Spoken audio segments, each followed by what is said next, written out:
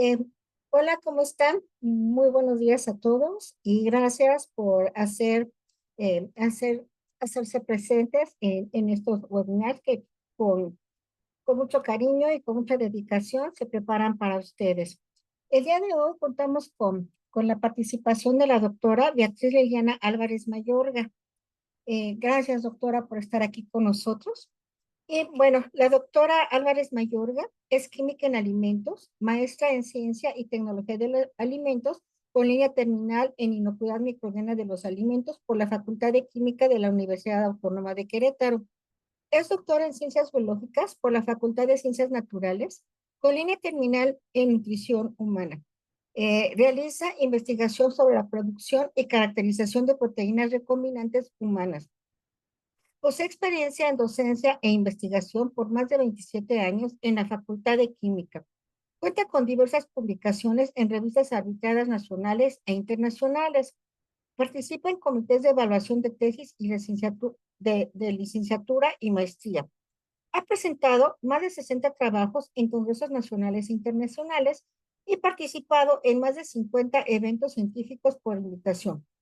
Cuenta con el reconocimiento Perfil PRODEP desde el 2011 y es miembro fundador y parte del consejo editorial del portal de divulgación científica Hablemos Claro.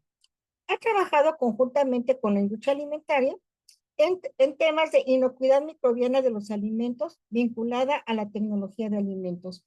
Y el día de hoy va a compartir amablemente nos va a compartir su experiencia en este tema tan importante de enfermedades transmitidas por los alimentos, qué son y cómo prevenirlos. Adelante, doctora Álvarez. Muchas gracias, muchas gracias. Buenos días a todos. Gracias por el interés. Realmente los temas que se tratan siempre en los webinars de Hablemos Claro son de interés general y bueno, aquí la idea es ampliar un poco, ¿no? El panorama de todo lo que vivimos día con día de alguna manera. El tema de hoy, como ya lo mencionaron, pues es hablar un poco de las enfermedades transmitidas por alimentos. De alguna manera son temas que todos los días los hablamos, los comentamos, pero yo creo y nos parece relevante dejar varios conceptos claros. Hablar exactamente de qué son y cómo podemos prevenirlas. Entonces vamos a poner un poco en contexto de qué es todo este tema de las enfermedades transmitidas por alimentos. Como todas, en cualquier población, pues lo que queremos es tener o disponer de alimentos frescos, de alimentos inocuos, que pues nos permitan de alguna manera tener ese, ese satisfactor psicológico que nos da los alimentos, ¿no? Nadie ignoramos que una buena alimentación pues es fundamental para preservar y promover la salud. Y en el caso de los alimentos, pues finalmente es la parte nutricional es como la cualidad más aparente, ¿no? Y las características organolépticas. Y es lo que, bueno, finalmente nos lleva a cumplir con ese factor o ese satisfactor psicológico. Sin embargo, pues desde un enfoque preventivo, tenemos que estar conscientes de que existen riesgos adicionales adicionados a ese consumo de alimentos y que pueden afectar la salud, lo cual pues nos puede llevar justamente a hablar de esa enfermedad transmitida por alimentos. Para poner también un poco en este contexto, pues hay que hablar de qué es la inocuidad, ¿no? Es un término que se ha vuelto muy común, palabra que hemos incorporado en nuestro lenguaje cotidiano, pero en realidad tenemos claro qué es el concepto de inocuidad, sabemos a qué nos referimos cuando decimos que algo es inocuo. Eh, Se oye muy bonita, ¿no? La palabra inocuidad. Si quisiéramos buscar un término, un sinónimo para este término, pues probablemente lo más cercano sería seguro, ¿no? Buscar algo que no nos cause daño en ningún grado. Y esto pues involucraría una diversidad de agentes patógenos de diversas naturalezas, ¿no? Físicas, químicas, microbiológicas.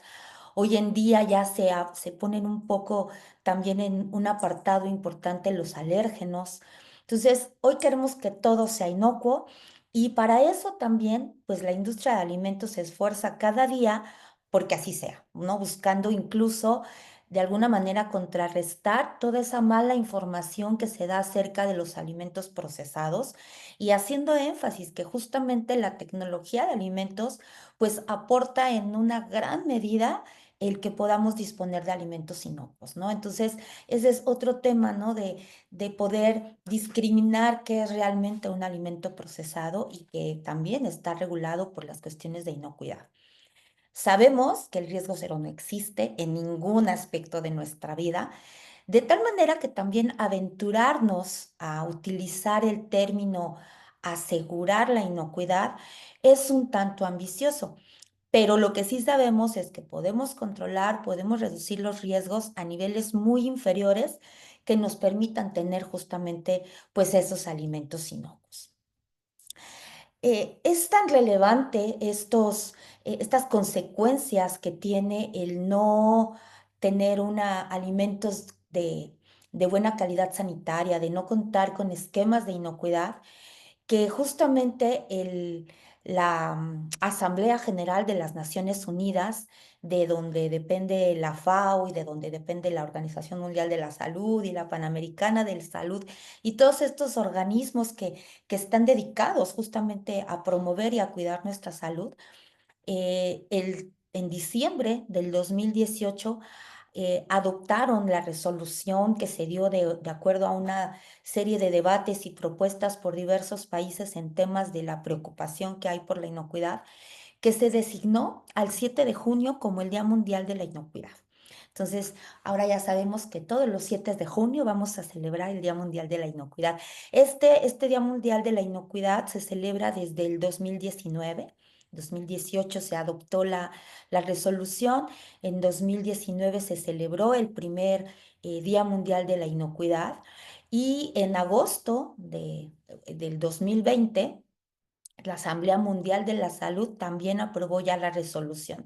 Entonces, se declara el Día Mundial de la Inocuidad de los Alimentos como un hito importante y una plataforma para sensibilizar a todos los niveles sobre la importancia de la inocuidad de los alimentos y de esta manera también promover, facilitar medidas destinadas pues justamente a la prevención de las enfermedades transmitidas por alimentos a escalas locales, nacionales, regionales, mundiales y pues así que sea un esfuerzo que se realice en todo el mundo a favor de la inocuidad, con el fin de reducir pues todas estas cargas, todas estas consecuencias que nos traen las enfermedades transmitidas por alimentos. Cada año se le da un tema al Día Mundial de la Inocuidad. Por ejemplo, en el 2023 el tema fue las normas alimentarias salvan vidas. Este ejemplo lo pongo porque, pues justamente no solo los agricultores y los facilitadores, los elaboradores, ofrecen orientaciones sobre la manipulación higiénica de los alimentos, sino que también están involucrados los niveles máximos de aditivos, de contaminantes y otros componentes que pueden ser consumidos con seguridad. Es decir, el que un alimento tenga aditivos alimentarios, que tenga nombres y que nos pueden parecer extraños o incluso lleguen a causar cierto temor, leer que un alimento trae hexamotafosfato de sodio, que trae glutamato, que trae cualquier nombre químico, no significa que nos puede causar un daño, ¿no? Las normas están diseñadas para poder informar y poder que los elaboradores de alimentos pues puedan controlar esos niveles máximos que permitan que el alimento sea consumido con seguridad. Entonces, en el 2023, los lemas se van poniendo de acuerdo a lo que transcurre en un año anterior, ¿no? Entonces, esta ataque hacia los alimentos procesados, pues llevó a que justamente el tema de ese año de la inocuidad fuera que las normas alimentarias salvan vidas en contextos químicos, microbiológicos, físicos, etcétera, ¿no? Entonces, por ejemplo, en el 2024, el lema fue inocuidad de los alimentos. Preparémonos para lo imprevisto. Y aquí se enfocó un poco en hablar de los incidentes que están relacionados con la inocuidad alimentaria, que pueden ir desde eventos menores hasta crisis internacionales importantes, ¿no? Ya sea un pequeño corte de energía en casa que haga que nuestro refrigerador deje de funcionar por un tiempo prolongado y a lo mejor eso lleve a que nuestros alimentos se deterioren o que algún microorganismo patógeno se multiplique, etcétera, ¿no? Una intoxicación alimentaria en un restaurante local, ¿no? También puede ser un evento. Un retiro voluntario de productos contaminados por parte de un fabricante. Ahorita vamos a ver algunos ejemplos que han estado sonando ya cada vez más frecuente en las noticias locales. O sea, no es porque ahora haya más decomisos, sino que se está involucrando, ¿no?, a toda la población a lo que realmente puede estar sucediendo. Y también, por ejemplo, brotes originados en productos importados, que nos enteremos que a lo mejor el brote no es estudiado en nuestro país, pero que a lo mejor fue un alimento que pudimos de alguna manera haber consumido. O también los ocasionados por desastres naturales, ¿no?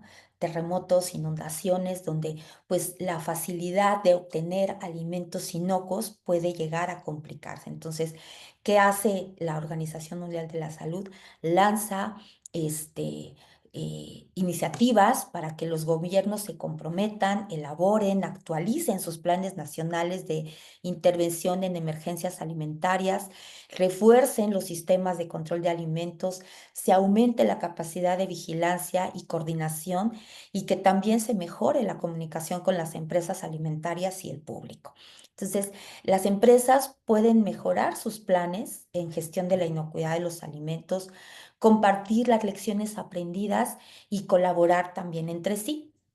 Y, pues, evidentemente, mejorar la comunicación con los consumidores, que sea una comunicación real, que sea una comunicación fidedigna, con sustento, ¿no? Y tratar de concientizar a la población de no dejarnos llevar nada más por noticias amarillistas, ¿no?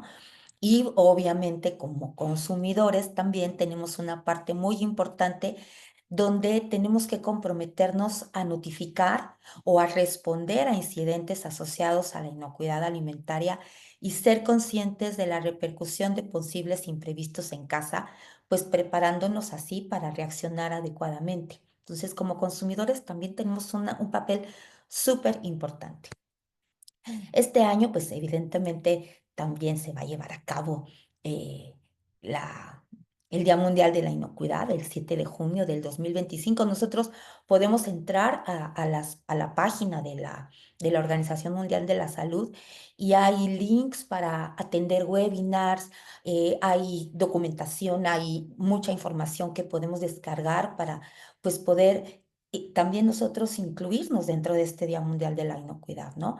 Entonces, se dice que la inocuidad alimentaria salva vidas, ¿no? No es solo un componente para la seguridad alimentaria, sino que también desempeña un papel vital en la reducción de enfermedades transmitidas por alimentos.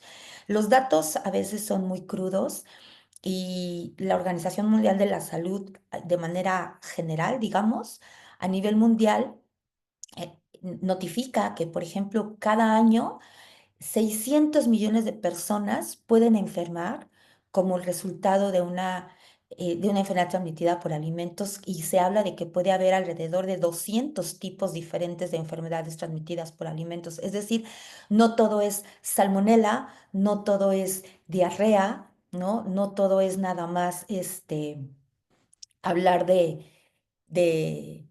pues de cosas que nos pasan todos los días, ¿no? Y que decimos, pues así pasa siempre y no pasa nada, ya estoy acostumbrado y normalizamos, ¿no? Las cuestiones que en realidad pueden tener repercusión importante, ¿no? Eh, este tipo de enfermedades desafortunadamente recae sobre todo en poblaciones vulnerables, ¿no? Eh, Comunidades rurales donde la pobreza puede llegar a ser extrema, en ciertas poblaciones, por ejemplo, jóvenes, ¿no? Que quizá llegan a ser un poco más descuidados en este sentido, ¿no? Y otro tema también, otro dato muy crudo es que las enfermedades transmitidas por alimentos son responsables en el mundo alrededor de 420,000 muertes que pudieron ser evitadas, ¿no? Entonces, sí, evidentemente las enfermedades crónicas no se menosprecian, no es que digamos que tengan mayor o menor importancia unas de otras, pero nos dan más datos de este tipo de enfermedades, de muertes por cáncer, por algún otro tipo de esta enfermedad. Sin embargo, pues los datos de las enfermedades transmitidas por alimentos no son nada despreciables, ¿no? Entonces, pues este Día Mundial de los Alimentos, de la inocuidad de los alimentos, perdón, es una forma importante de que sensibilicemos a la gente sobre los problemas de inocuidad alimentaria, de demostrar cómo prevenir enfermedades a través de la inocuidad, discutir enfoques colaborativos para mejorar la inocuidad en todos los sectores, promover soluciones y formas de ser más seguras para los alimentos, ¿no?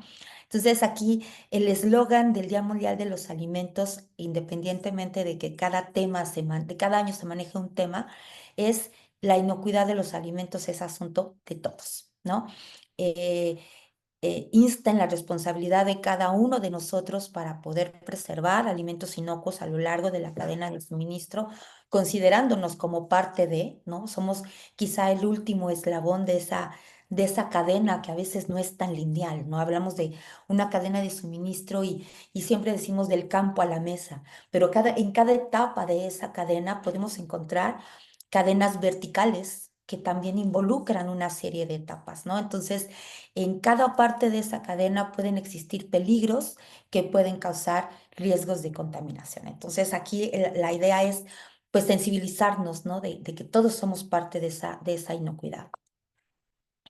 Esta la inocuidad de los alimentos es también fundamental para alcanzar algo que me gustaría resaltar, porque a veces este tipo de información se queda solo en ciertos sectores, ¿no? Entonces, yo quisiera que de aquí bajáramos información a todos los sectores, hablando de que la Organización Mundial de la Salud eh, tiene objetivos de desarrollo sostenible, ¿no? Es algo que le llamaron la Agenda del Desarrollo 2030. Entonces, se pretende que para el 2030 se alcancen estos 17 objetivos de desarrollo sostenible. Entonces, el Día Mundial de la Inocuidad de los Alimentos la pone en el punto de mira para ayudar a prevenir, detectar, gestionar los riesgos transmitidos por alimentos. Los alimentos inocuos van a construir o contribuyen de una manera muy importante a la prosperidad económica, impulsan la agricultura, el acceso a los mercados, sobre todo mercados globales, al turismo, al desarrollo sostenible y pues evidentemente todo esto pues impacta, ¿no? En la prosperidad económica de los países. Entonces, dentro de esos 17 objetivos que tiene la Agenda del Desarrollo 2030, la inocuidad de los alimentos impacta, por ejemplo, en el objetivo número 2. El objetivo número 2 del desarrollo sostenible es hambre cero. Entonces, esa es una de las partes de la seguridad alimentaria. Entonces, no puede haber seguridad alimentaria si no hay alimentos inocuos, ¿no? Erradicar el hambre significa que las personas tengan acceso a una cantidad suficiente de alimentos, pero que éstas sean inocuos y obviamente nutritivos, ¿no? Y que esto pues sea todo el año. Impacta también en el objetivo número 3 de salud y bienestar.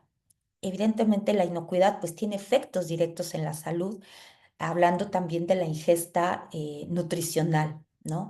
Las enfermedades que transmiten por los alimentos se pueden evitar. Esto es algo que tenemos que tener muy claro. No es como así ha pasado siempre, siempre le hago así y no pasa nada. Sí pasa, ¿no? Eso es súper importante. El objetivo número 12, donde habla de producción y consumo responsables, cuando los países fortalecen su capacidad científica, tecnológica, de reglamentación para garantizar los alimentos inocuos y de calidad, pues obviamente están fomentando las modalidades de consumo y productos más sostenibles.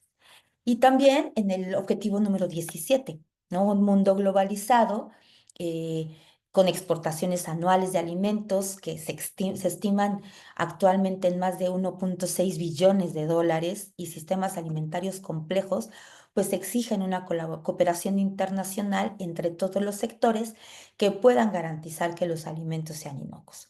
La inocuidad, repetimos, es una responsabilidad compartida también entre todos los gobiernos, toda la industria alimentaria, todos los productores y, por supuesto, pues los consumidores. En el Día Mundial de la Alimentación, desde el 2022, se realizan 5 llamados a la acción: que se garantice la inocuidad, que los gobiernos deben garantizar alimentos inocuos y nutritivos para todos, cultivar alimentos inocuos, ¿no? Los productores agrícolas y de alimentos tienen que adoptar buenas prácticas, mantener los alimentos inocuos, los operadores de las empresas deben asegurarse que los alimentos sean inocuos, y saber qué es inocuidad, ¿no? Los consumidores deben aprender sobre los alimentos inocuos y saludables. Creo que este es uno de los objetivos justamente de este webinar, ¿no? Que todos nos responsabilicemos y podamos conocer, porque si yo conozco, pues puedo también transmitirlo, ¿no? Trabajar juntos por la inocuidad de los alimentos y la buena salud. Me gustaría también diferenciar un poco los términos. Podemos escuchar hablar de inocuidad alimentaria y de seguridad alimentaria a veces como sinónimos, pero justamente no hay que confundirlo, ¿no? Inocuidad alimentaria es lo que en inglés escuchamos como el food safety, y este pues es el conjunto de medidas que permite evitar que todos esos peligros de diversas naturalezas, como hablábamos hace un momento, de peligros físicos, químicos, biológicos, que sean no intencionales, normalmente que aparecen por negligencias, por falta de conocimiento, por malas prácticas de fabricación, de manipulación, deficientes procesos, etcétera. Eso es lo que busca, ¿no? Lo que trata de minimizar la inocuidad alimentaria. Tenemos también la cuestión de la seguridad alimentaria, que es el food security, ¿no? Aquí habla de eh, tener alimentos seguros, alimentos inocuos, alimentos de calidad, alimentos nutritivos todo el año para toda la población.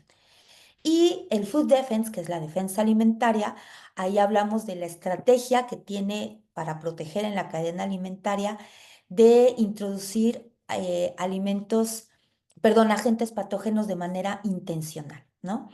Puede haber ataques intencionados que pueden venir desde el interior, ¿no? Del propio personal, o desde el exterior, ¿no? Ataques terroristas o como una cosa así, ¿no? Entonces, siempre puede haber intenciones de hacer daños a las empresas, sabotajes o a la población a través de las mismas compañías, ¿no? Entonces, tampoco debemos dejar de lado de estar ubicando estos términos que involucran todo lo que es o pudieran llegar a ser factores o actores en la inocuidad de los alimentos. Es tan importante que los sistemas de gestión alimentaria, como la ISO 22000, pues involucra, ¿no? El tema de inocuidad. Entonces, habla de que es la seguridad de que el alimento no cause un efecto adverso a la salud para el consumidor cuando se prepara o se consume de acuerdo con su uso previsto. Aquí ISO involucra esta parte, ¿no? De acuerdo con su uso previsto. Entonces, a veces como consumidores no tenemos la responsabilidad de saber exactamente cómo fue diseñado, para qué fue diseñado este alimento y cómo lo debo de manejar, ¿no?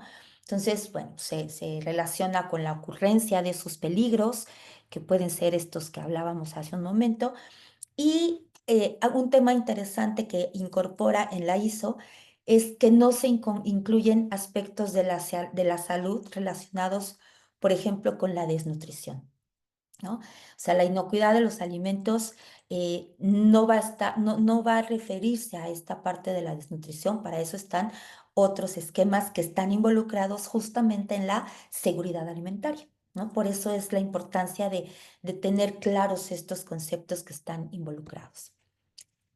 Entonces, el punto de partida es el reconocimiento de que la inocuidad microbiana de los alimentos se apoya firmemente en principios de prevención de la contaminación de los alimentos en su origen, en el empleo de materias primas libres de agentes patógenos, en la formulación de alimentos.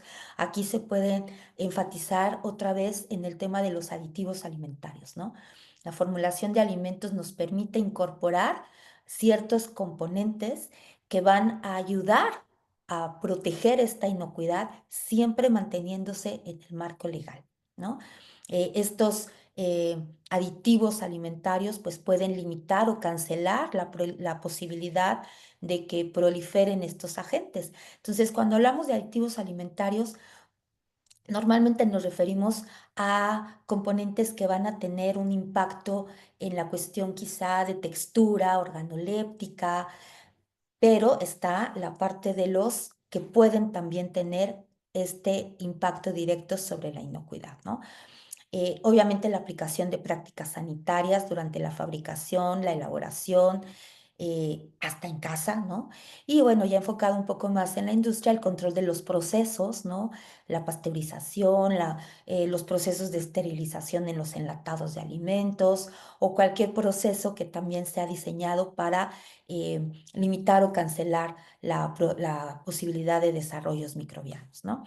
Y bueno, aquí se intenta garantizar también la eficacia de acciones y medidas fundamentadas en el conocimiento científico y en la experiencia de la aplicación práctica. En la industria de alimentos, la implementación de sistemas como el análisis de peligros y puntos críticos de control, perdón, es uno de los sistemas más utilizados e incluso adoptados por muchos sistemas de gestión de inocuidad, incluido la ISO o algunos otros esquemas internacionales. Ok, entonces, bajo este contexto, que ya hemos ido hablando de qué son, vamos a dejar un poco más definido qué son las enfermedades transmitidas por alimentos. De acuerdo a la Organización Mundial de la Salud, se habla incluso de brotes de enfermedades transmitidas por alimentos cuando un incidente o dos o más incidentes relacionados a casos de personas presentan enfermedades semejantes después de la ingestión de un mismo alimento y que el análisis epidemiológico apunte al alimento como el origen de la enfermedad. Entonces, un análisis epidemiológico, pues es esa investigación casi detectivesca, ¿no? De qué se consumió, a qué hora se consumió, con quién, toda una investigación profunda de lo que aconteció alrededor de ese incidente donde se presentan síntomas y signos, ¿no? Eh, Estos brotes pues pueden involucrar números diferenciados de casos. Un individuo afectado es lo que se entiende como un caso clínico. Por ejemplo, en el caso de botulismo, ¿no? Una neurotoxina generada por una bacteria llamada Clostridium botulinum, un solo caso ya se considera un brote debido a la severidad de la enfermedad, ¿no? Provocada por esa neurotoxina. Pueden ocurrir casos aislados de enfermedades de origen alimentario sin que esto sea menospreciado, ¿no? También merecen casos de estudios. Entonces, los brotes y casos de enfermedades transmitidas por alimentos que se registran representan apenas la puntita del iceberg, ¿no? La probabilidad de que un brote o caso se reconozca y notifique a las autoridades de salud depende entre muchos factores, pero principalmente a la comunicación de los consumidores, ¿no? De el relato que los médicos puedan dar sobre ese caso y pues obviamente a las actividades de vigilancia sanitaria de las secretarías municipales, secretarías de Estado, los departamentos, las provinciales, dependiendo el país en donde esto sea notificado. Eh, ¿A qué nos referimos con todo esto de las enfermedades? Una persona pues va a enfermar tras la ingesta de un alimento, pero como consecuencia de factores que pueden ser propios o inherentes a ella. Entonces, eh, cuando hablamos, por ejemplo, de esos factores de riesgos asociados al consumo de alimentos, pues están involucrados factores individuales, ¿no? Propios de, a lo mejor, intolerancias, ¿no? Intolerancias fisiológicas, hipersensibilidad a ciertos componentes naturales de los alimentos, factores nutricionales, agentes químicos, agentes microbianos, y bueno, todo esto nos va a llevar a la configuración del riesgo. Entonces, aquí se tiene que considerar que no, normalmente es multifactorial la configuración del riesgo. Y esto pues nos lleva a tener diferentes niveles de afectación.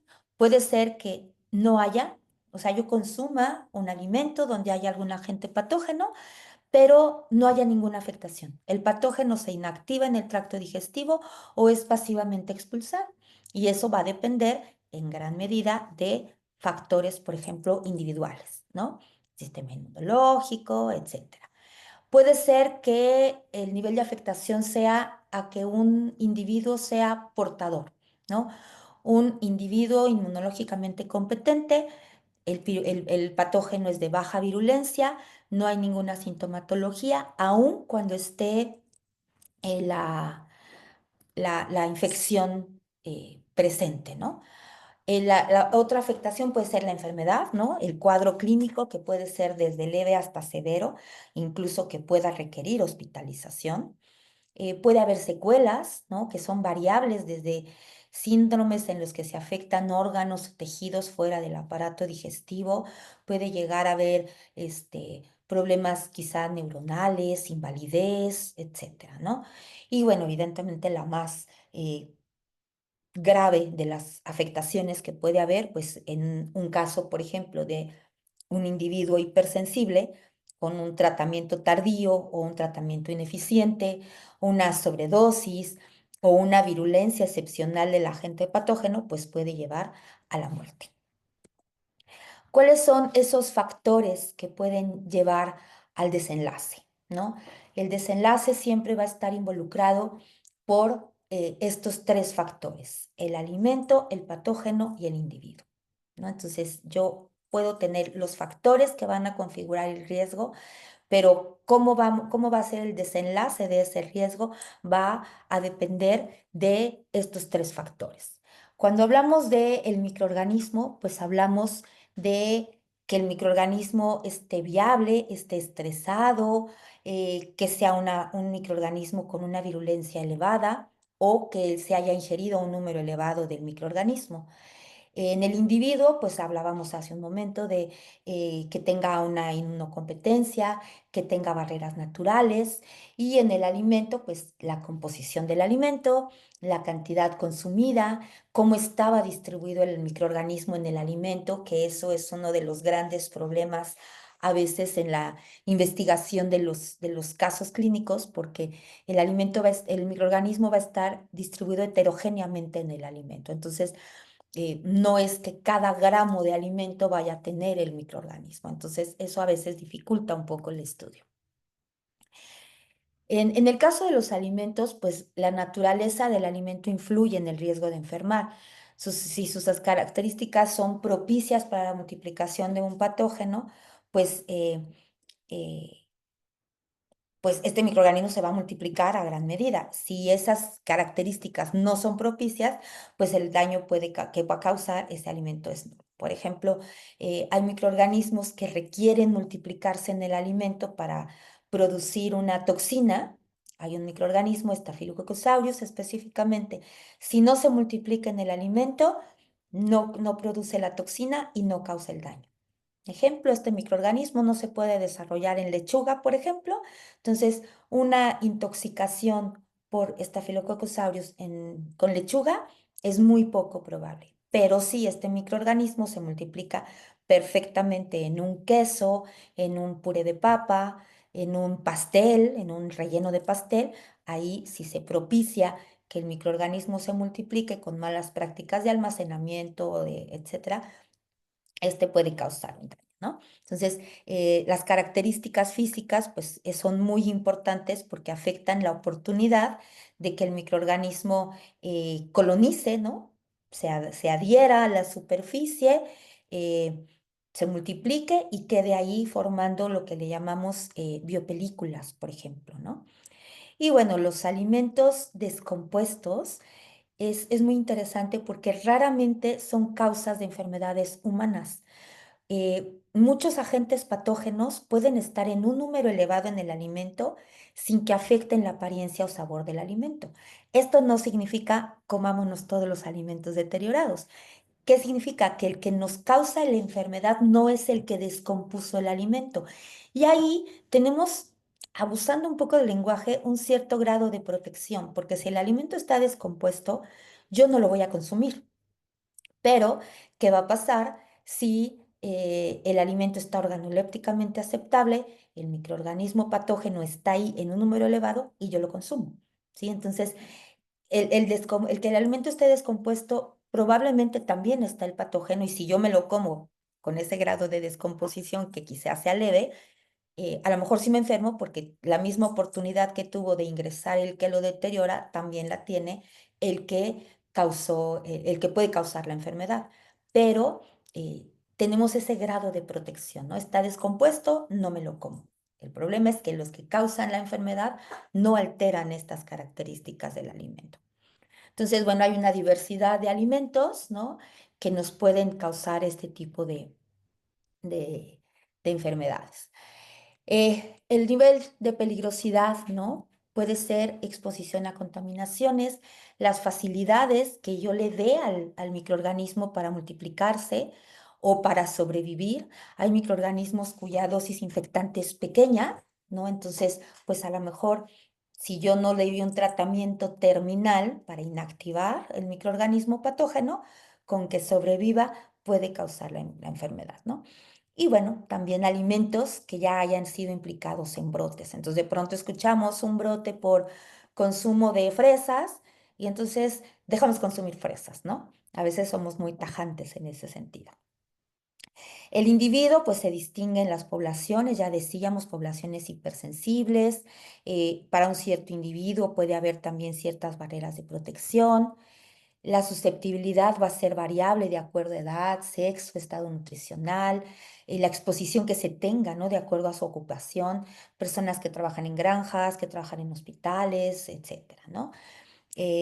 Obviamente, pues la condición general de salud, la edad, el estrés, la ocupación, si estamos bajo algún tratamiento. Hay grupos hipersensibles, ¿no? De personas que van a tener, que deben incluso de tener mayor cuidado de poder estar expuestos a estos peligros, ¿no? Y bueno, pues la lista de patógenos como agentes causales de enfermedades transmitidas por alimentos, pues cada vez se incrementa, ¿no? En algunos casos se trata de microorganismos que le llamamos emergentes o algunos que ya perdieron vigencia de acuerdo a con los reportes epidemiológicos, pero que de pronto pues resurgen, ¿no? Tenemos también los diferentes mecanismos de patogenicidad.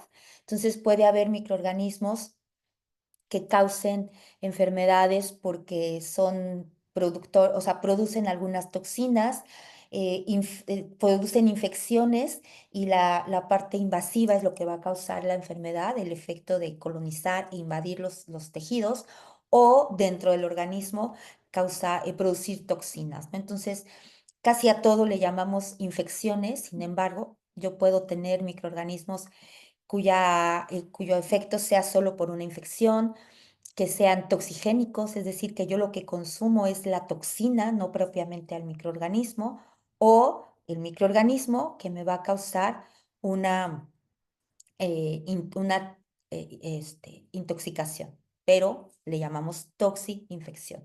Entonces, la infección, el microorganismo se multiplica y hay invasión de tejidos. La toxinfección, el microorganismo se multiplica y genera toxinas, y la intoxicación, yo consumo la ingesta preformada. Entonces, bueno, aquí hay algunos ejemplos, perdón que se me estaba aquí moviendo el asunto. Salmonela, hepatitis A, típicos infecciosos, toxigénicos, ¿no? Que van a causar intoxicaciones, Staphylococcus aureus, toxinas de algunos hongos, toxinas de algunas algas microscópicas y toxinfecciosos, bacterias como Clostridium perfringens, que a veces no son microorganismos que sea común escucharlo como el causante de lo que nos enferma. Para nosotros a veces todo es salmonela, ¿no? O Escherichia coli hoy en día.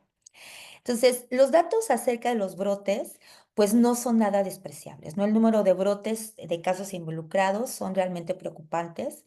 Si bien el suministro de alimentos en Estados Unidos se encuentra entre los más seguros del mundo, el gobierno federal estima que alrededor de 48 millones de casos de enfermedades transmitidas por alimentos anualmente.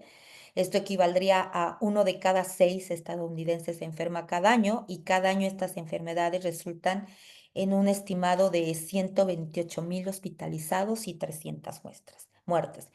Si nosotros buscamos, pues encontramos datos como este, ¿no? Un brote de Campylobacter, otra bacteria que casi no asociamos a enfermedades transmitidas por alimentos, ligado a leche enferma a más de 100. En Hong Kong, un brote ligado a sándwiches enferma a 200. Eh, un brote de salmonela ligado a los pollitos, ¿no? Que se tienen en traspatio. Entonces, aquí en nuestro país, desafortunadamente, no tenemos mucha información.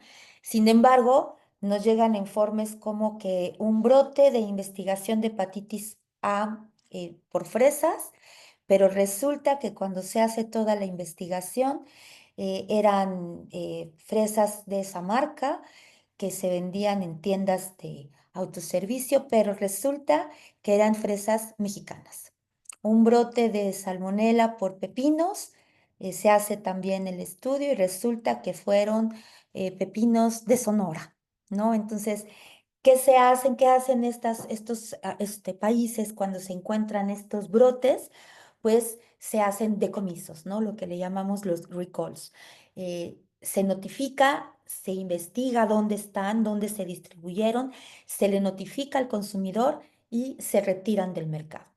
Aquí eventualmente, no sé si a alguien ya le ha sucedido, pero en tiendas eh, donde se distribuyen alimentos importados, puede llegar una carta al domicilio donde se diga em, el lote tal, de la marca tal, del producto tal, resultó sospechoso o ya confirmado que tenía tal bacteria. Si usted lo compró y aún lo tiene, regréselo, ¿no? Si tiene sobrante, también regréselo. Entonces, ¿esto de qué deriva? Pues que tenemos, ellos, ¿no? Tienen datos, por ejemplo, aquí está en la página del CDC, podemos buscar este tipo de información. Aquí yo le puse, por ejemplo, del 2019 al 2024, hablando un poco en términos de epidemiología, hacer evaluaciones cada 5 años. Y solamente por consumo de alimentos se habla de, en Estados Unidos, evidentemente, 66,000 brotes, 2 millones de enfermos, 48,000 hospitalizados y 2,500 muertos, ¿no? Esto se puede hacer, aquí se puede filtrar por estado, por agente etiológico, etcétera, etcétera, ¿no? Hay otra página que es el CSPI, que es como un centro de control, perdón, de notificación al público en general, es el Centro de Salud y Interés Público, algo así. Ellos van haciendo como que búsquedas y cada 10 años lo publican, ¿no? Ahorita no ha salido la publicación de este año, de los últimos 10, por eso estos datos son un poco viejitos, pero bueno, se tiene ahí, por ejemplo, los brotes dependiendo del tipo de alimento, ¿no? Alimentos multiingredientes, frutas y hortalizas, alimentos del mar, bla, bla, bla. ¿Cuántos brotes ha habido? Entonces se puede saber más o menos cuáles son los alimentos que están más involucrados en estas enfermedades, el número de casos, la categoría, ¿no? Aquí, por ejemplo, asociado solamente a frutas y hortalizas, eh, tasas relativas por categoría, ¿no? Entonces aquí, pues, por ejemplo, los productos del mar son los que más enfermedades llegan a causar, ¿no? Y también podemos tener datos de cuáles son los patógenos más involucrados de acuerdo al tipo, ¿no? Entonces, por ejemplo, en frutas y hortalizas, pues se habla aquí están los patógenos, y, por ejemplo, en los alimentos regulados por FDA, norovirus y salmonela en las frutas y hortalizas son los que más se ven asociados a las enfermedades. En los productos del mar, por ejemplo, eh, las toxinas que producen las microalgas, ¿no? La ciguatoxina, la toxina escombroide, que jamás en la vida nos pueden a nosotros decir que nuestra enfermedad fue causada por eso, ¿no? Campylobacter en productos lácteos, salmonela en huevo, por ejemplo, ¿no? Entonces, la verdad es que sería fabuloso que en nuestro país tuviéramos datos como estos, pero bueno, contamos con el boletín epidemiológico, donde lo más que podemos encontrar, este es semana 52 del 2024, que es lo último que está publicado en el Boletín de Vigilancia Epidemiológica. Y lo más que podemos encontrar, pues es aquí hablar de enfermedades infecciosas intestinales, ¿no? El acumulado en el año, 4 millones, intoxicación alimentaria bacteriana, ¿no? Y nos habla aquí de 25,000. Aquí el problema es que justo por eso les hablaba yo de la diferencia entre infecciones, intoxicaciones, toxinfecciones. Entonces aquí hablan de intoxicaciones alimentarias, entendiendo, perdón, entendiendo que aquí está, ay, esta cosa está muy sensible, entendiendo que aquí están solo las infecciones, ¿no? Pero pues no especifica si realmente son solo por consumo de alimentos, por ejemplo, ¿no? Entonces puede ser agua, puede ser, no sé, persona a persona, etcétera. Entonces, bueno, aquí habla también casos, todos estos casos nos los tienen desglosados por entidades federativas. Entonces, digo yo aquí recorté la tabla, pero podemos nosotros aquí tener toda la lista de los 32 estados. Bueno. Y pero bueno, yo aquí puse el acumulado, ¿no? Entonces aquí habla, por ejemplo, de cólera, de fiebre tifoidea. Entonces, cólera, pues aparentemente no hubo en la semana 52. Eh, bueno, aquí está tifoidea, paratifoidea y otras salmonelosis, ¿no? Entonces nos habla de 47,000 casos acumulados en el 2023 y en esa semana 52, 20,000 o acumulado en el 24. La verdad es que también estas tablas llegan a ser un poco confusas, ¿no? No trae una nomenclatura que nos permita. Entonces, bueno, aquí nos habla de shigelosis, infecciones intestinales por otros microorganismos, otros organismos y las que están mal definidas. Nos habla de intoxicación alimentaria bacteriana, que era el dato que aparecía por allá en lo general, amibiasis intestinal, abscesos hepáticos amibianos, es decir, aquí ya nos notifican las consecuencias de otras infecciones intestinales debido a protozoarios, ¿no? Amibiasis son protozoarios, pero bueno. Giardia son protozoarios. Otras, aquí ya habla del mintos, ¿no? Al mintos nos referimos a lo que comúnmente le llamamos solitaria o lombrices y estas, ¿no?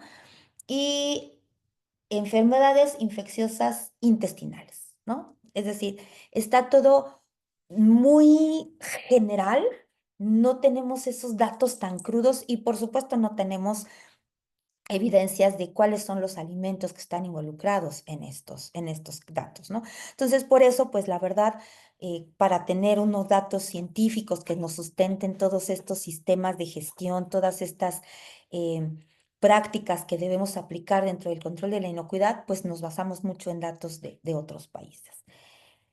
¿Qué hacemos? ¿Qué hacemos ante estas enfermedades transmitidas por alimentos? Ya decíamos que las enfermedades transmitidas por alimentos se pueden prevenir, muertes por enfermedades transmitidas por alimentos se pueden prevenir.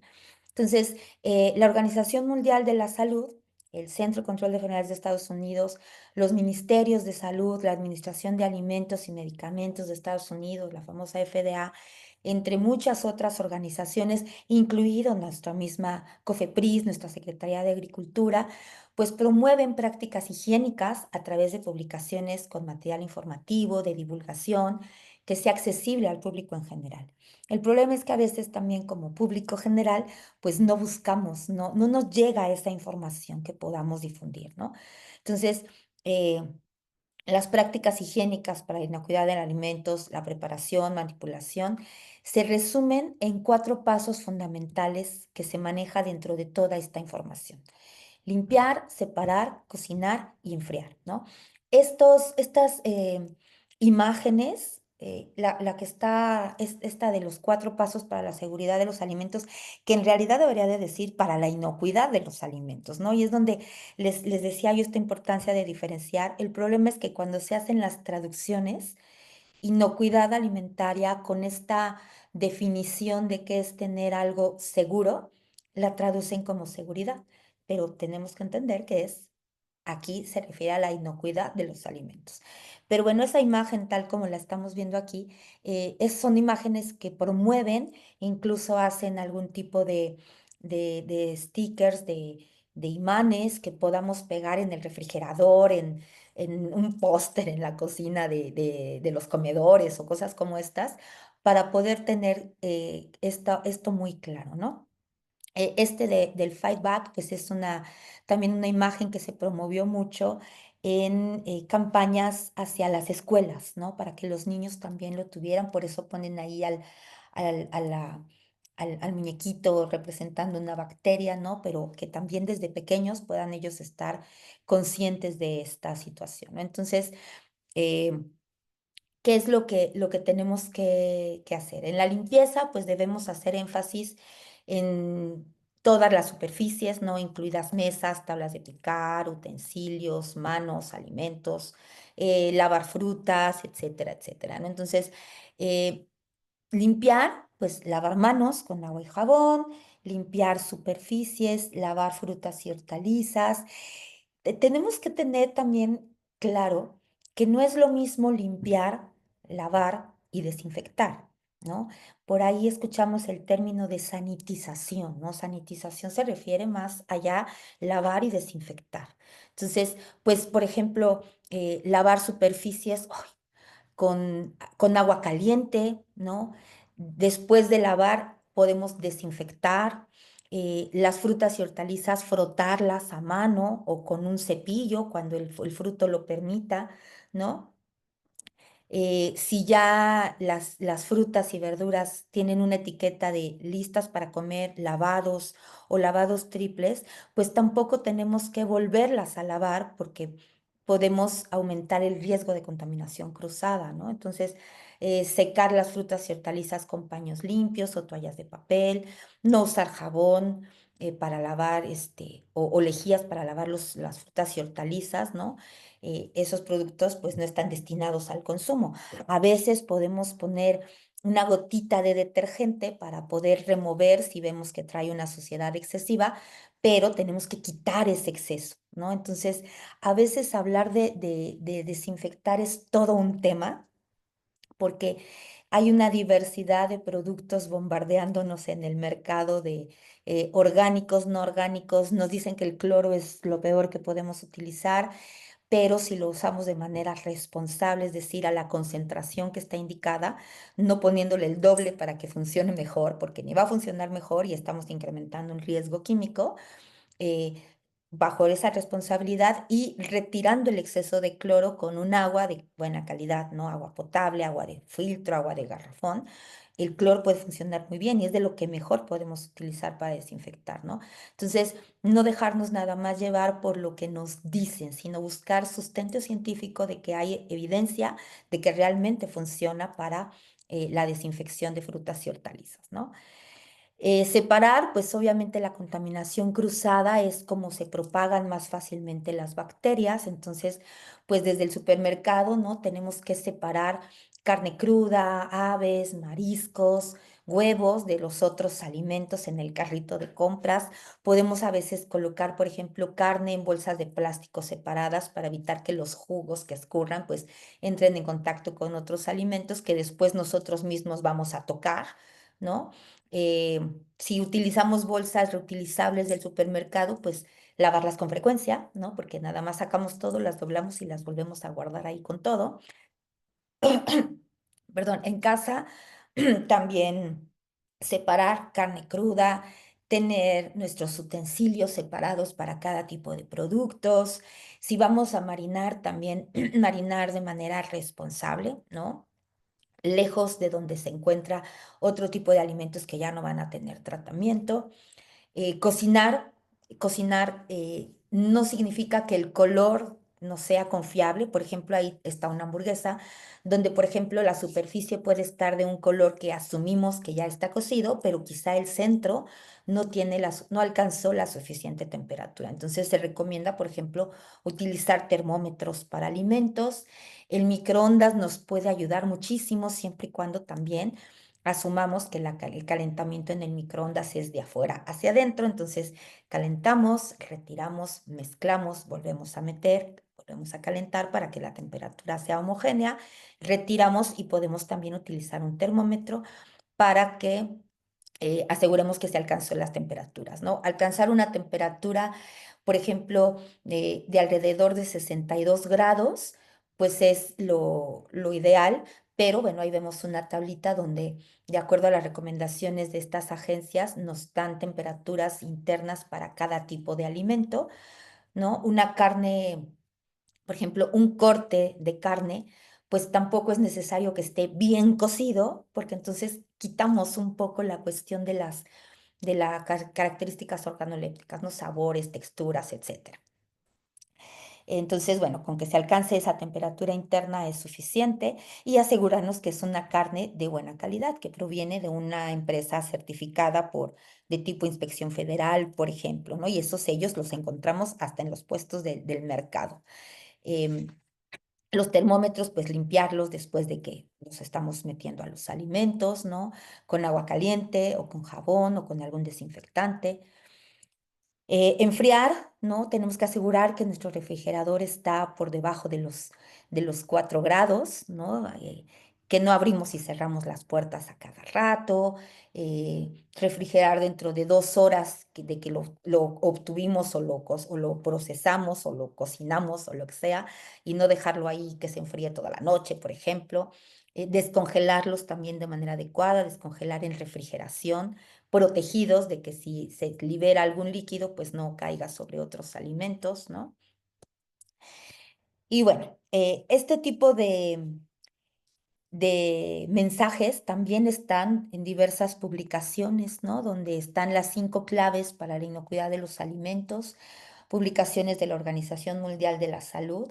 Estos pósters también se distribuyen porque, bueno, nada más también para ir ya terminando, eh, estos datos también son muy importantes, ¿no? Los manejadores de alimentos que puedan ser portadores o infectados. El Centro de Control de Enfermedades de Estados Unidos estima que casi 76 millones de casos de estas enfermedades transmitidas por alimentos pues son contribución del manipulador de alimentos, infectados o no, ¿no? Entonces, en un estudio que se realizó por ahí de 1978, o sea, esto no es nuevo, se estimó que el 18 al 20% de las enfermedades transmitidas por alimentos estaban asociados con un trabajador infectado. En el Reino Unido, el 7% de los brotes de salmonelosis también eran ocasionados por un manipulador de alimentos, ¿no? Por ahí hay una anécdota de este, María Salmonella, ¿no? Una persona que trabajaba en las casas, ella era portadora y entonces iba contaminando ahí a todos con los que trabajaba. ¿Cuáles son los factores? Pues el manejo por personas infectadas, un lavado de manos incorrecto, contaminación cruzada, manipulación de alimentos con la mano desnuda, aunque hay ciertas prácticas donde el manejo debe ser manejo con guantes, sin embargo, eso ha resultado un tanto controversial porque a veces los guantes le dan cierta seguridad al manipulador, ¿no? Eh, por ejemplo, este solo es para ver este tema de lavado de manos, ¿no? Aquí una mano puede verse aparentemente limpia. Aquí se le puso un simulador de bacterias que fluoresce bajo la luz ultravioleta. Entonces, su mano estaba aparentemente limpia, tenía el simulador de bacterias, toca la manija del refrigerador y esto es, si él hubiera traído bacterias, pues todas se hubieran quedado ahí, por ejemplo, ¿no? Entonces, todas estas técnicas que nos dan de lavado de manos. ¿Cuáles son las estrategias que se deben de seguir? Pues tenemos que ver factores culturales, sociales, económicos, tecnológicos, ¿no? Eh, está en función de los recursos humanos, económicos, del desarrollo tecnológico, particularmente les decía de estos rasgos culturales, los hábitos alimenticios, la importancia que le damos a la propia salud, los criterios que consideramos para distinguir un alimento peligroso de uno seguro y la actitud del manejo responsable. Esta imagen la pongo porque es algo que nos pasa todo el tiempo. Podemos identificar el peligro y sabemos que ahí está, ¿no? El peligro, pues es que esté un tiburón en el mar. Aquí podemos decir, pues obviamente yo no me voy a arriesgar, no voy a exponerme al peligro nadando con el tiburón, porque entonces el riesgo, pues es la probabilidad de que ese peligro me cause un daño, ¿no? pero así lo hacemos. O sea, nosotros reconocemos el peligro, podemos saber que en una carne cruda puede haber salmonela y aún así consumimos carne tártara. O podemos saber que una lechuga comprada en el mercado con una señora que está con su puesto en el piso, pues no a lo mejor ella misma la cultivó ahí en su patiecito sin ninguna práctica agrícola y todas estas cosas que son los esfuerzos que han hecho las autoridades y la compro. A lo mejor la compro por sentimentalismo, por lo que sea, pero estoy dejando de lado el riesgo que me implica, ¿no? Entonces, pues evidentemente las enfermedades transmitidas por alimentos es un problema de salud pública de alta prioridad y lo único que podemos hacer es prevenir con toda esta información que podemos nosotros tener. Y bueno, pues muchas gracias. Esta es la información que traía para ustedes. Espero haya sido de utilidad.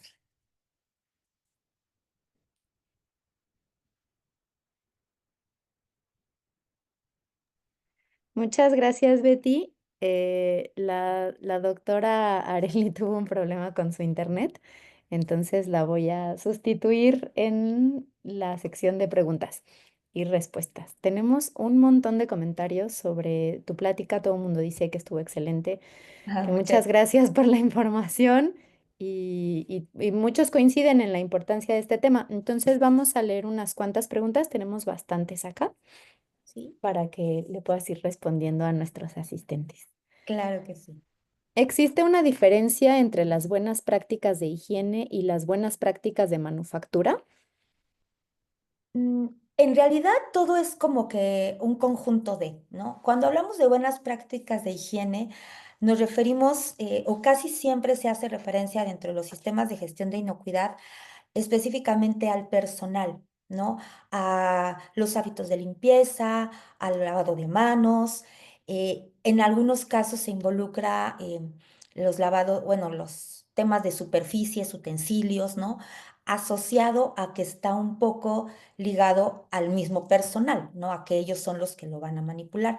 Cuando se habla de buena práctica de manufactura, ya hablamos de esquemas de lo que le llamamos prerequisitos para implementar sistemas de gestión de inocuidad. Ya se refiere a control de procesos, a esquemas de toda una esquema longitudinal dentro del proceso de alimentos. Entonces, podemos decir incluso que las buenas de prácticas de manufactura incluyen a las buenas prácticas de higiene. Muchas gracias. La que sigue dice, hola, gracias por la información. ¿Un HACCP se puede aplicar para la identificación de riesgos en un restaurante? En teoría sí, en teoría en un HACCP lo podemos implementar hasta en casa, ¿no? ¿Cuál es el punto, digamos, medular del análisis de peligros y puntos críticos de control?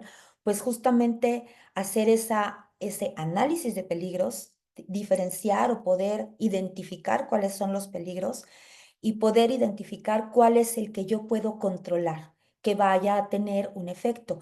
Hay restaurantes, por ejemplo, cadenas de, de comida rápida, donde tienen implementados los sistemas de análisis de peligros, ¿no? Incluso a veces cuando se logra ver la cocina ahí de estos servicios de alimentos, se ven sus pósters donde tienen implementados sus sistemas de análisis de peligros. Entonces, sí, sí se puede. Gracias. La que sigue dice, si el COVID-19 empezó con el consumo de un alimento, entre comillas, ¿se puede catalogar como una ETA en ese caso o por su manera de transmitirse no cuenta como una? No, no, de hecho sí fue un tema un tanto controversial porque efectivamente el COVID pues se asoció, ¿no? A la sopa de murciélago, no sé qué era, ¿no? Por eso le ponen ahí entre comillas.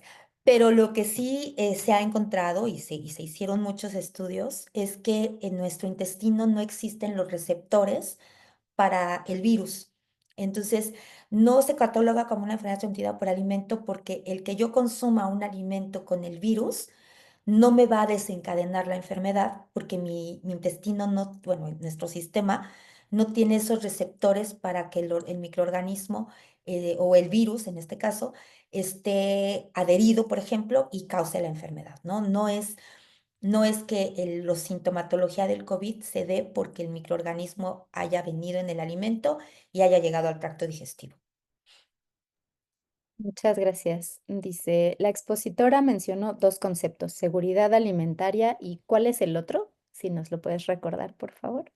Sí, la seguridad alimentaria, que quedamos que es el que haya alimentos seguros, y no, o sea, inocuos, perdón, y de calidad y nutritivos, suficientes para toda la población. Y el otro es la defensa alimentaria, ¿no? Cuando hablamos de contaminaciones intencionales que pueden darse a los alimentos. Muchas gracias. El que sigue dice, ¿cuál sería un ejemplo de un patógeno que no altera las características organolépticas? Ninguno. De hecho, el único que altera las características organolépticas en un determinado momento es Clostridium botulinum, que es una bacteria que en el ambiente lo que se encuentran son las esporas. Pueden ingresar a un alimento en donde se generen condiciones de ausencia de oxígeno, lo que le llamamos anaerobiosis. Esta espora germina, forma la bacteria, esta forma una toxina, pero durante el desarrollo de esa bacteria puede generarse fermentación y producción de gas. Se asocia cuando tenemos, por ejemplo, una lata inflada, ¿no? No significa que todas las latas infladas tengan Clostridium botulinum, pero es la afectación que pudiera tener. De ahí en fuera, ningún patógeno, ni Salmonella, ni Escherichia coli patógena, ni Campylobacter, ninguno va a alterar las características organolépticas. Ese es uno de los grandes problemas de las enfermedades transmitidas por alimentos.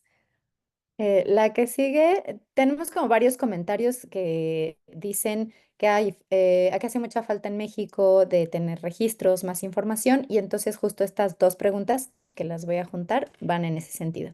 Ujú. ¿En México hay alguna instancia que verifique o realice un monitoreo sobre las prácticas higiénicas y qué hace falta en nuestro país para poder contar con registros completos y detallados?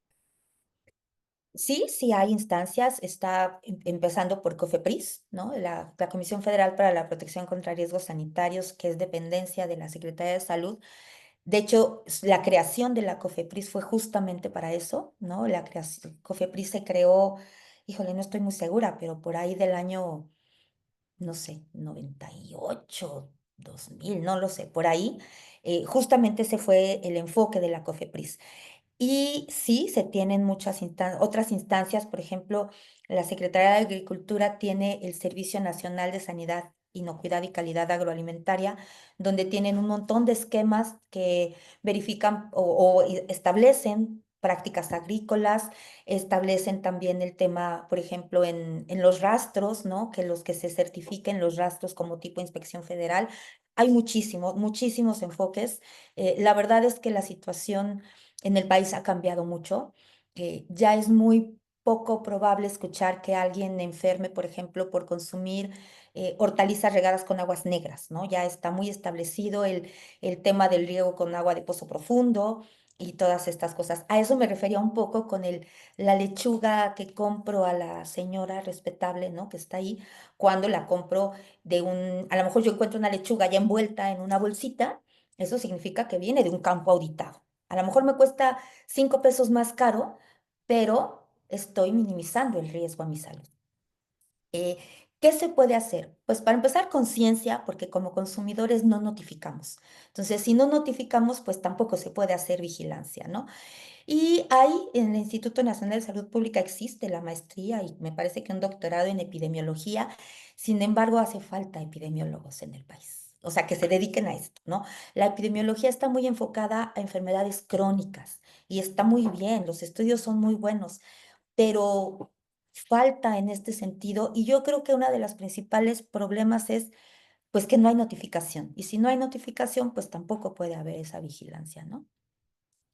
Y un poco aprovechando que estamos en este tema, dice, tema muy interesante, muchas gracias. Una pregunta, en el caso específico de México, ¿cuáles serían, a tu consideración, las áreas de oportunidad en la aplicación de la normatividad internacional?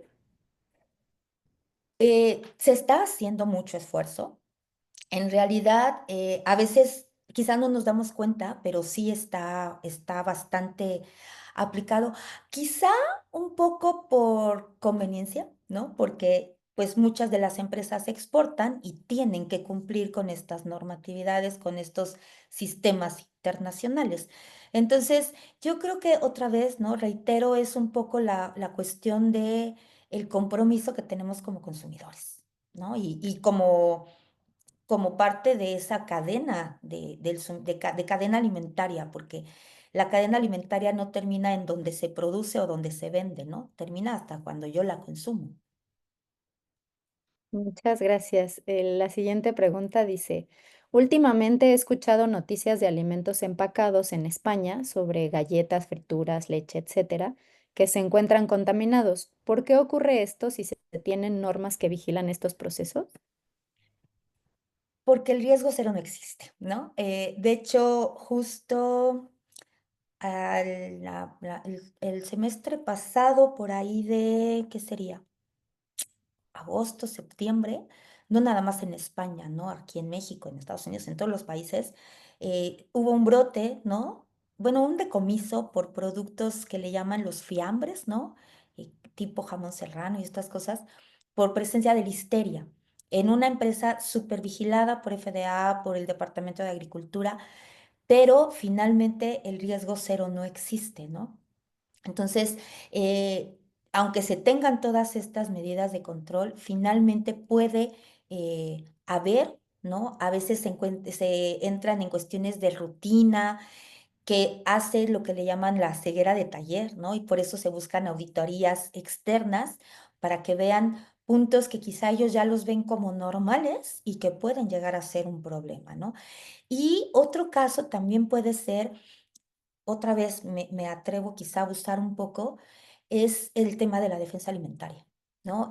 Que pueden llegar a ser casos de fraude alimentario, de contaminaciones intencionales, o pueden ser también defectos de materia prima, ¿no? A lo mejor ya se tenía el certificado, el proveedor certificado de una materia prima, pero él fue el que tuvo un problema y entonces evidentemente ahí repercute en el producto terminado. Puede ser una diversidad de factores, ¿no?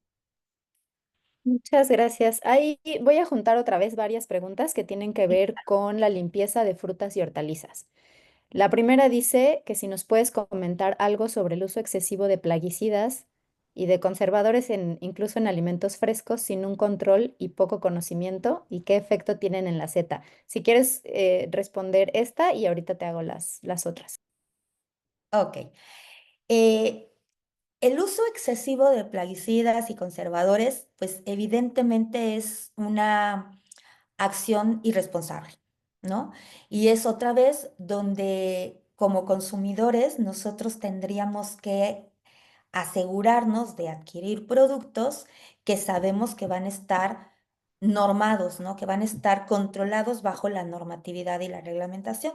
Entonces, sí puede haber uso de plaguicidas sin control y eso a lo mejor lo podemos encontrar en unas fresas que compro a pie de carretera, ¿no? Donde yo desconozco el origen, desconozco los procesos de cultivo, de cosecha, etcétera, etcétera.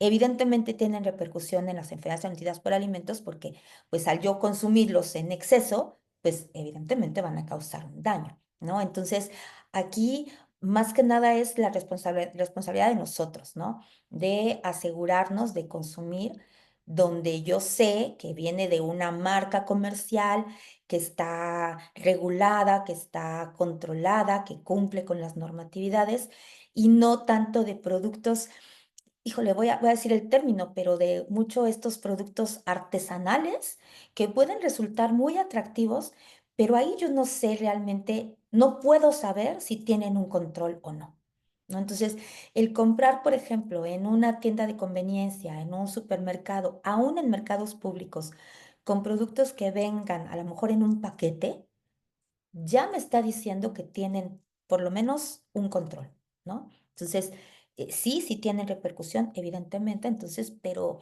pues también otra vez es parte de nuestra responsabilidad, ¿no? Muchas gracias. Y las otras que tenían que ver con frutas y hortalizas, varias personas nos preguntan cuáles son los mejores químicos para limpiar y desinfectar frutas y verduras, qué cantidad de cloro es conveniente usar, qué tipo de jabón es recomendable y ya. Sí. Sí, el tema de desinfección es todo un tema que nos podría llevar 3 webinars, ¿no? Pero, ¿cuál es el principal? Si yo, por ejemplo, voy a comprar frutas y hortalizas, sí, en el mercado, evidentemente tengo que lavar y desinfectar.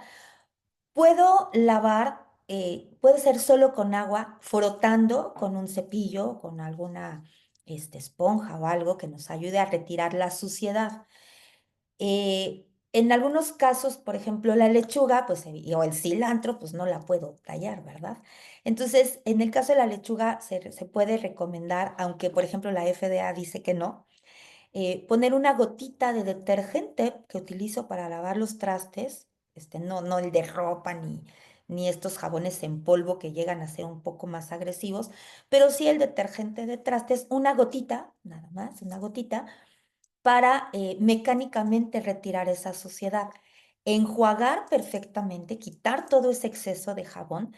Y como desinfectantes, les decía, hay muchísimos. Nosotros hemos hecho algunos estudios probando desinfección, probando algunos de estos desinfectantes que encontramos en el mercado y algunos tienen efectividad, otros no. Lo que se busca para decir que es un buen desinfectante es que pueda reducir ese 99.999%, ¿no? Esa es una reducción eficiente de una carga microbiana. La realidad es que también de patógenos no vamos, no vamos a tener esa carga de 100.000 células por el gramo de alimento, pero es el margen de seguridad.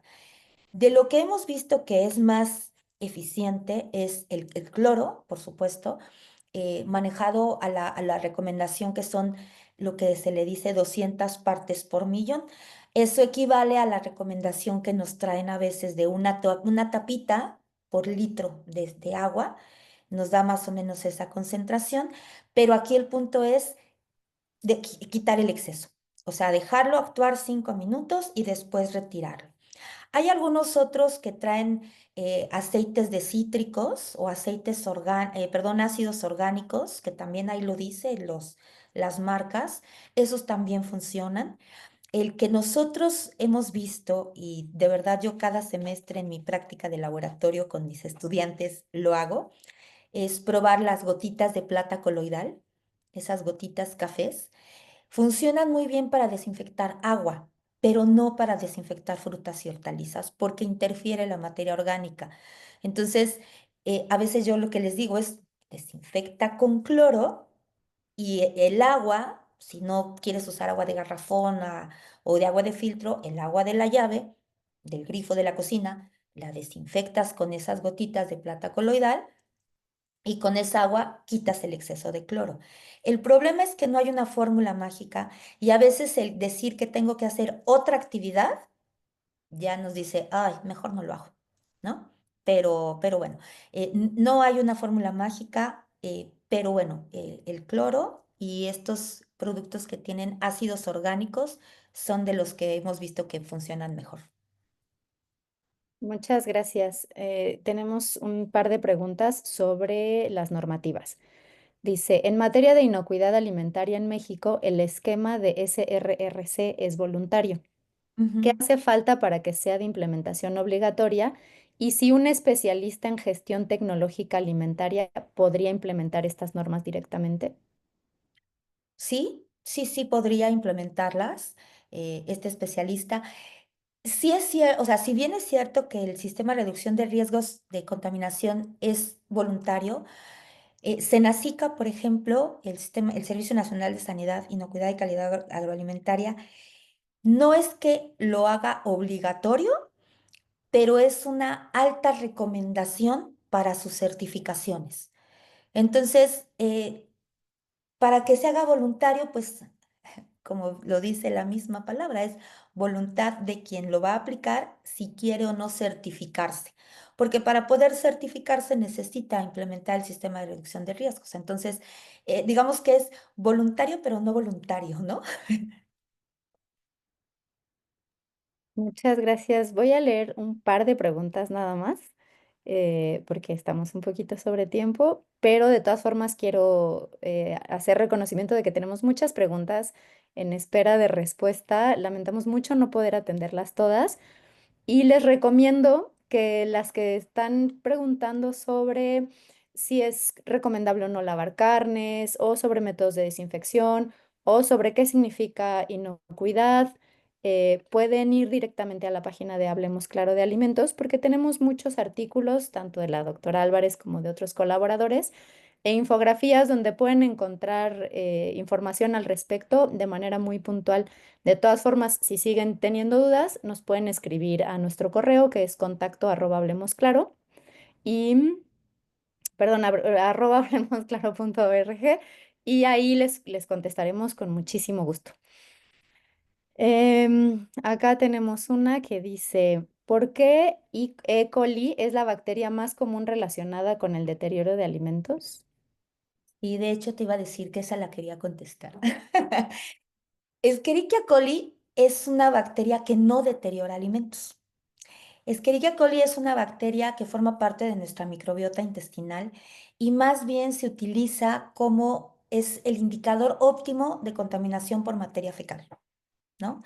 Entonces, más bien se habla de que si hay E. coli, hubo malas prácticas higiénicas, malas prácticas sanitarias y ahí hubo materia fecal, pero no deteriora el alimento. Más bien, si hay E. coli, pues pudo haber muchos otros que son los que deterioran el alimento, que incluso pueden ser, como les decía hace un momento, esos deterioradores o esos que alteran las características organolépticas del alimento pueden no causar enfermedad. Y esta E. coli, incluso esta E. coli genérica que le llamamos, tampoco puede que no cause enfermedad porque están las cepas que sí son patógenas, pero no, E. coli no deteriora los alimentos. Muchas gracias. Tengo acá un par de preguntas que están, la verdad es que muy interesantes.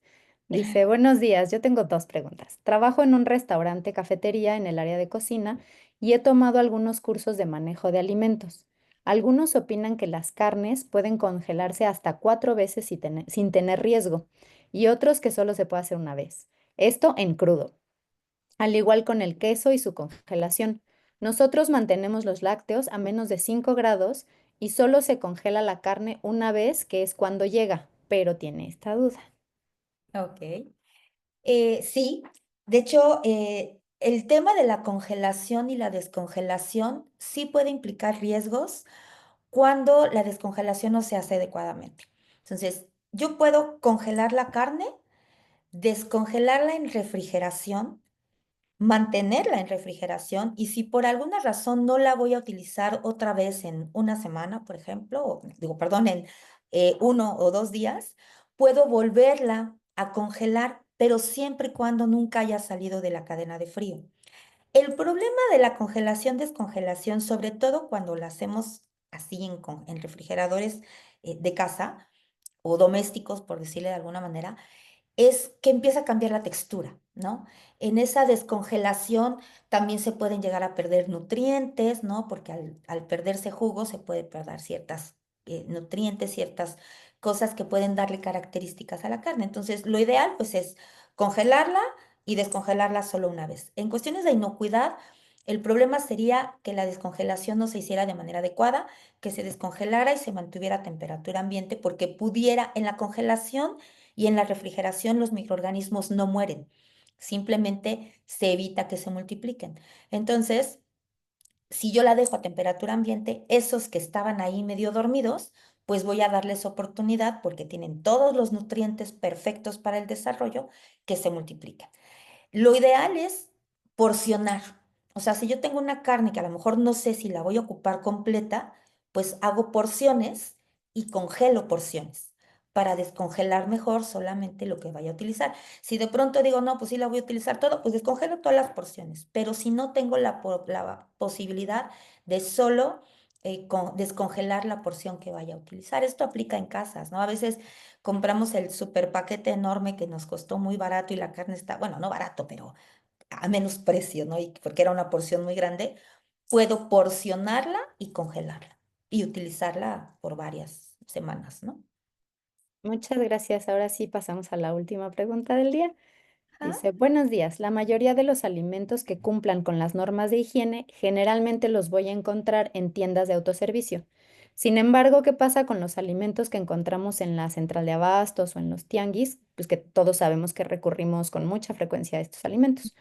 Y estos difícilmente van a contar con los sellos de seguridad o pasar por estos protocolos de seguridad. ¿Cómo podemos elegir mejor?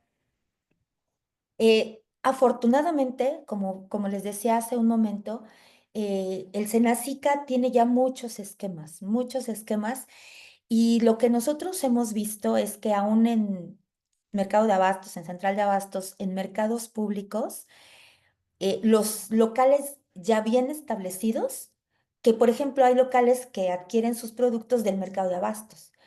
Y, por ejemplo, aquí en Querétaro y en algunos otros estados, lo que llega al mercado de abastos viene de campos auditados o certificados por Senacica. Entonces, quizá el mercado más informal, el del superminoreo, no sé cómo llamarle, es el que pudiera representar más riesgo. Pero la verdad es que los esquemas en nuestro país cada vez son más estrictos y han llegado a mucho más sitios, ¿no? Entonces, sí, no podemos saberlo, pero de pronto ahí platicando con la persona así de, oiga, ¿y dónde compra sus productos? ¿Los cultiva usted? El saber que vengan de un mercado de abastos hoy en día ya da un cierto grado de seguridad. Obviamente, como les he dicho varias veces, el riesgo cero no existe, entonces sí tenemos que seguir con nuestras medidas de prevención, ¿no? Lavar, desinfectar, eh, separar alimentos, cocinar completo y refrigerar. O sea, estos 4 pasos deben de ser, eh, estar pegados ahí en mi refrigerador o a ver en dónde, ¿no? Para no nada más confiar porque vengan de un lugar certificado o auditado o con algún sello o lo que sea, ¿no? Más bien eh, tener nuestra responsabilidad de cumplir con esos esquemas de la seguridad, de la inocuidad alimentaria, perdón. Muchísimas gracias, pues son ya pasadas las 11:30. Les agradecemos muchísimo por haberse tomado esta hora y media para acompañarnos. Muchísimas gracias, doctora Beatriz Álvarez. Siempre es un Contrario, honor contar contigo. Gracias a gracias. la doctora Areli Prado por habernos acompañado y moderado esta sesión. Muchas gracias a todos por su asistencia. De verdad es muy valioso para nosotros saber que tenemos tanta gente tan interesada en cuidar su salud y en mejorar sus hábitos de alimentación y de promover la inocuidad y el conocimiento. Eso es lo más importante para nosotros.